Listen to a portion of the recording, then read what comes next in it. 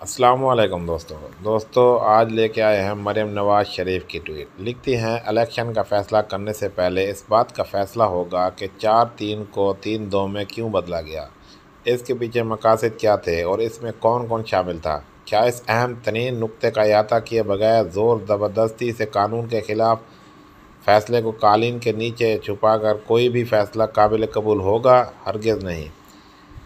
چلو دوستو آج نیچے چلتے ہیں ان کے فالوورز کی طرف۔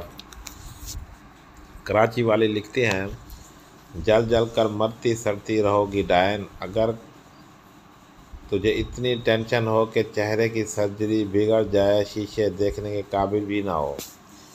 فاطمہ پی ٹی آئی لکھتے ہیں تم ہو کون سزا یافتہ بدبخت۔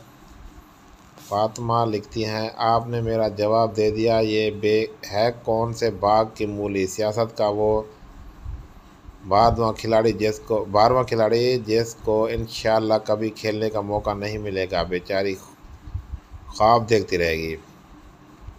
رباب حیات لکھتے ہیں پاگل پن کے دورے، کل کو بال نوچتے ہوئے کہے گی وہ دیکھو میری بارات آ گئی۔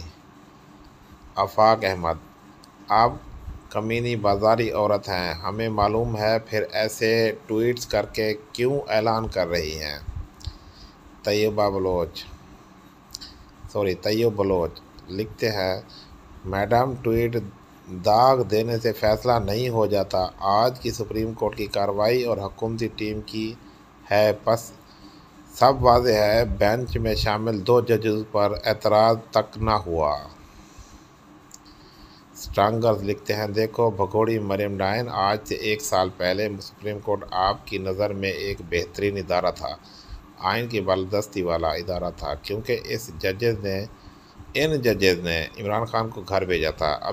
ابھی بھی سپریم کورٹ آئین کی بات کر رہا ہے، لیکن ابھی آپ کو فیور میں نہیں ہے۔ رو نانی رو،